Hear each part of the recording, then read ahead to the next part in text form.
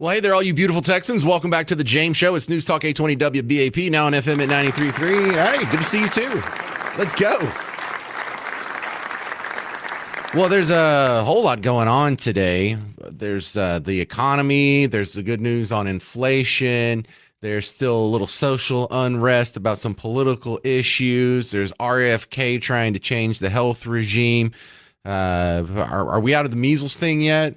But I want to start off with something that is probably the most important story when we look back 50 years from now, 100 years from now, from a historical standpoint. And that's what's going on in foreign policy right now. We sort of have an outline of a ceasefire that's been, I don't know if it's even been agreed upon, but Dr. Jeffrey Broder is coming back on from Rigaku. He's an internationally recognized expert in chemical, biological, radiological, nuclear issues. And I was looking at your website, like seeing what you guys do. Like, how do you know all this stuff? Why do you know all this stuff? This is a guy, this is a company you call if you need a XRF spectrometer. I'm like, all right, I don't even know what that is. So this is over my head. Anyway, welcome to the show. That's your odd intro. Thank you very much, sir. It's good to be back with you. I appreciate it. All of that equipment is critical, mainly for first responders as they go into an unknown scenario with hazardous material.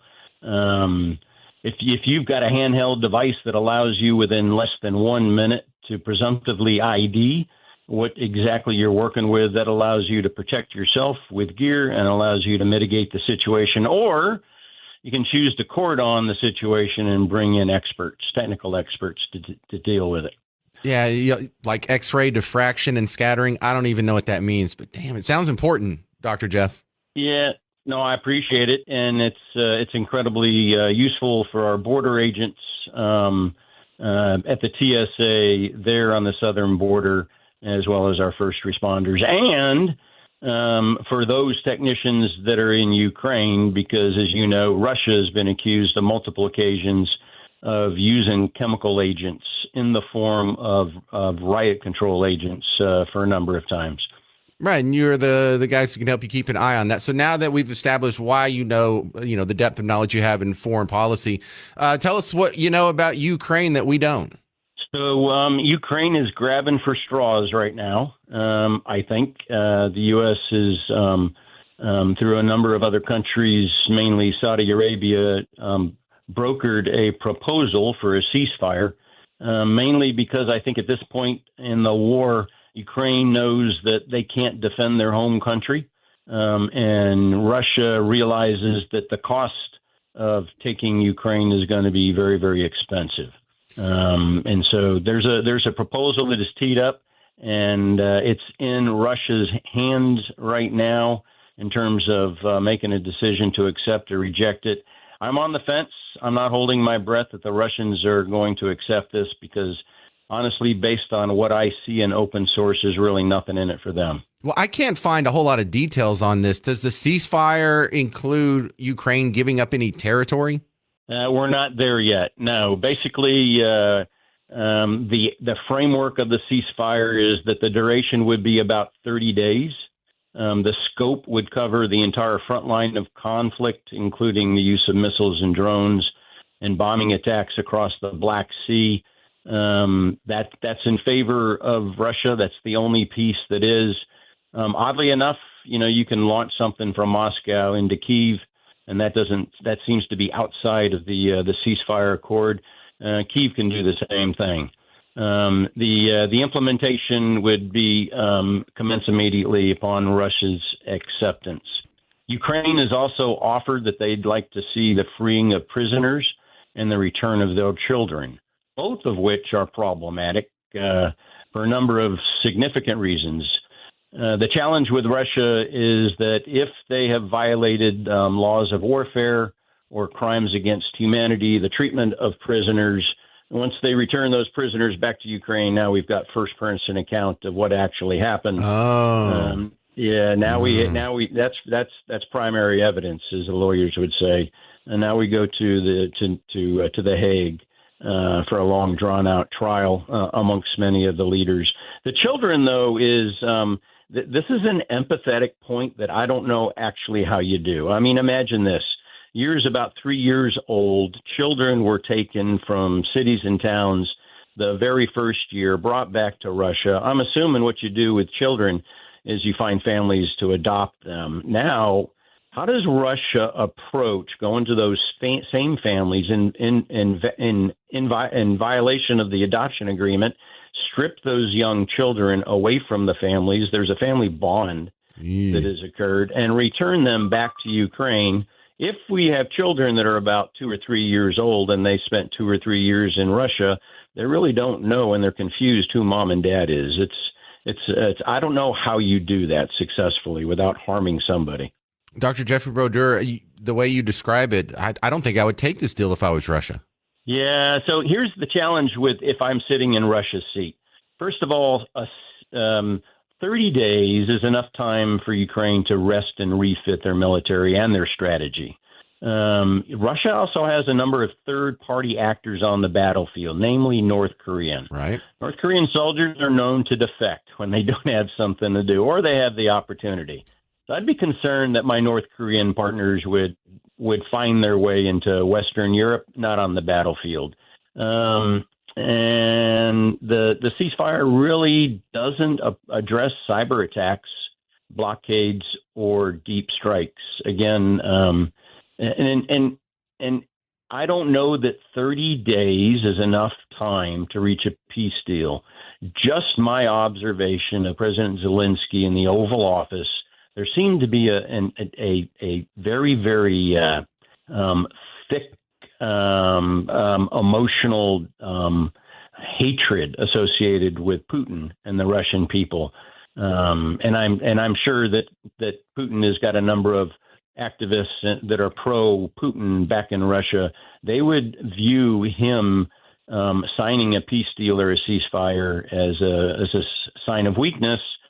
And it happens to head of states that kill their way up to that seat. They end up being assassinated or provided an off ramp that normally ends up in their death.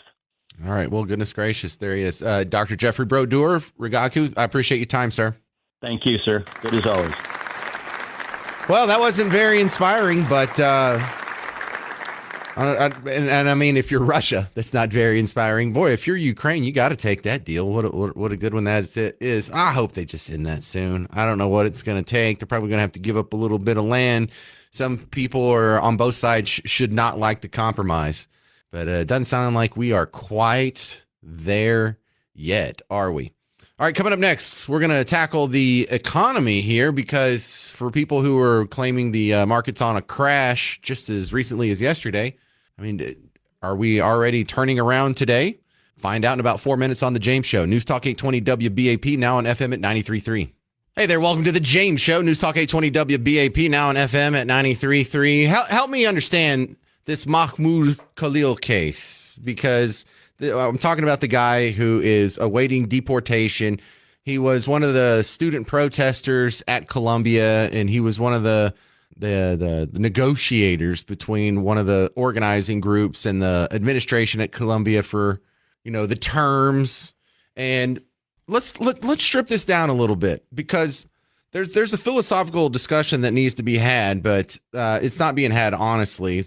So let's take out some of the variables. Number one, of course, this guy should be deported. Like for most people, this is a no-brainer because the guy is here, not a citizen. His parents aren't citizens. He has no business being here. He has to come here on a student visa. He's here on a student visa. While he's here, he joins a group who, in their mission statement, is the eradication of Western civilization. Hey, you and I are in Western civilization. The United States is in Western civilization. Well, that's clearly, if not a terrorist group, at least a hate group. Isn't there a bunch of people who are so worried about hatred and people who are driven by hate and they want to genocide? And there's some people who are getting accused of genocide all the time. Well, here you actually have a hate group that is hell-bent on genocide. He gets a pass, though? Well, it's also a no-brainer because while he's here and joining terrorist groups and being a leader within the terrorist group and supporting our eradication, he's also breaking laws. Now, it's not anything huge, but I'm not allowed to go camp out on the campus of Columbia. You're not allowed to do it. If you and I did it, we'd be charged with a crime. Now, if you're here on a visa and you get charged with crimes, shouldn't that be a good grounds for you to get deported? If you're over here breaking our laws, get out of here. Well, there's millions of people that want to come here. We'll pick someone else that doesn't hate us and break our laws. I mean, that sounds like basic logic, doesn't it? But let's take all that out. Let's pretend like his group didn't block Jewish kids, students from going to class at Columbia. They were literally blocking them on the sidewalk, preventing them from going into the buildings. Let's pretend that didn't happen. Let's pretend they didn't actually break any laws by camping out and being loud and whatever other. I mean, they're kind of ticky-tack laws, but they're there so people don't just interrupt other people's education. They're there for this exact purpose. So even if he hadn't have broken those laws, even if he hadn't done the horrible thing of blocking students from going to class, let's get all that hatred and obvious illegality, which I think makes it a no-brainer. What if he was just in that group? If he was just not an accidental member, not some guy who's wearing one of their T-shirts or going to one of their meetings. I mean, he's official. He was their lead negotiator, and he's part of a group that wants to eradicate Western civilization. Now we can actually have the discussion, because this is being reframed as a straw man. People were like, well, he's being deported just for his free speech. Well, no, he actually broke some laws and violated the rights of Jewish students trying to go to class. So if you're defending him at this point, you're beyond help. However, let's have that one specific free speech argument. And if you haven't heard it, I can get you caught up real quick over here. It's on MSNBC. It's on CNN. It's almost constant. But this one's coming from Lilia Luciano, who is, I believe, NPR or PBS, one of those two. One of the government propaganda ones. And it was a cold day. And John, I have to say it was a cold day because you could feel the chill in the air, which really matched the chill in terms of freedom of expression. I heard from students, from faculty members, some were incensed, and many refused to talk to us on camera because they are afraid of the repercussions that go beyond disciplinary action in the school, go into their own freedom. Right. Lilia Luciano with the reporting. Thank you. All right. That's exactly what I was looking for. What do you think? Should someone be able to be deported just for being part of a group that supports terrorism? 800-288-9227. Samantha, Dallas, you're on WBAP. What do you think? Okay, so I totally don't support him being deported because I think everyone has a right to say what they think, but I did not know that he was blocking students. And it really doesn't matter what kind of students, just any students. He shouldn't have been. But I think, what about the environmentalists that are targeting people just because they drive cars? Or are they being deported? Or the art destroyers? Or are they natural? Are they citizens? I don't know. That's my question. Yeah, well, if they're immigrants here and they're doing those acts of terrorism or attacking Cybertrucks or whatever, yeah, they should be deported. What if he wasn't blocking the students from going to class? You wouldn't support his deportation under those circumstances? No, I mean, if he wasn't doing those things, I wouldn't. No, because I mean, that's how we develop as human beings. I don't agree with him at all, but we should be allowed, we have a right to, grow and develop and be right. wrong. Okay, but Samantha, see, now I don't take this as a violation of your First Amendment right. We're not taking away his right to say whatever he wants to say. He can just go say it back in his homeland. And it's just like if there's someone if you were, how would I word this? If you were in a job interview for someone who was trying to work at a daycare and he was talking about how much he's attracted to children, well, if you don't give him that job at a daycare just for having a different opinion on whether or not children are, objects to be used that way, you're not violating his free speech. You're just using the obvious evidence that he's giving you, saying he's not the ideal guy for this situation. But pedophilia is a crime. I mean, having an opinion. Terrorism's a crime. Terrorism is a point of perspective, I think. I don't know. Terrorism is violence or intimidation for a political cause. Yes. Believing something is not terrorism, but if you're supporting groups that do that kind of stuff, then you are, a terrorist supporter at least. I don't agree with his behavior at all, but I think people being ostracized or banished for having opinions about it's not for having opinions. It's what those opinions are. It's not that, I differ on what your favorite Pokemon is. It's whether or not Western civilization should exist. If your opinion is pro-genocide, that's more than just having a difference of opinion. That's kind of an actionable piece of information we need to have before we let you live among us, in my opinion. 800-288-9227. Thank you for the call, Samantha in Dallas. 800-288-9227. I'm James Parker. It's News Talk 820 WBAP, now on FM at 93.3. Hey, sports fans. James Parker here for the Prize Picks app. And while we're getting into the heat of the playoff race for college basketball, for professional basketball, for hockey. If you're already keeping up with your sports, you can make a little bit of extra money. Turn that knowledge into cash with the Prize Picks app. Hey, and if you're missing Luka, you can put him on your team. Maybe you want to pretend like he doesn't exist anymore. Like, you could look at the Joker tonight, Nikola Jokic, 13 rebounds. Will he have more or less? That's all you got to do is make a lineup of 2 to 6 players like that. You could win up to 1,000 times your money, and you could do it with our cash. Download the Prize Picks app. Use promo code WBAP. Get $50 with your first $5 play. Download the app. Promo code WBAP. $50 in promo cash with your first $5 play. Prize Picks. Run your game. Hey there. Welcome. This is the James Show. News Talk 820 WBAP. Now on FM at 93.3. I am your host, James Parker. And we are just discussing partially the curious case of Mahmoud Khalil. He is the guy that was part of the protest at Columbia, the anti-Semitic protest, pro-Palestinian protest. He's currently been detained by ICE awaiting deportation at a facility in Louisiana, last I heard. But this has brought up an interesting debate because, you know, how do you fight against this? A guy who's part of a group that in their mission statement is the eradication of Western civilization. They're pro-Hamas. They're pro-terrorist. They support the eradication of Israel from the river to the sea, all that good stuff. But it's being strawmanned. You know what I mean by strawman? Like, we take an issue, we reframe it in a way that it's totally misleading, and then we attack that. This is what's going on here. Bernie Sanders just tweeted on X earlier today, actually 2:44, so not even an hour ago. This is exactly what I'm talking about. He says, "No, Mr. President, you cannot illegally arrest and detain legal U.S. residents because of their political views or opinions. In America, we have a little something called the First Amendment. Throwing protesters in jail is yet another step on the path to authoritarianism." Well, we're not throwing him in jail because of his political views and opinions. We're not going around and saying, wait a second, do you support Trump? No. Off to jail.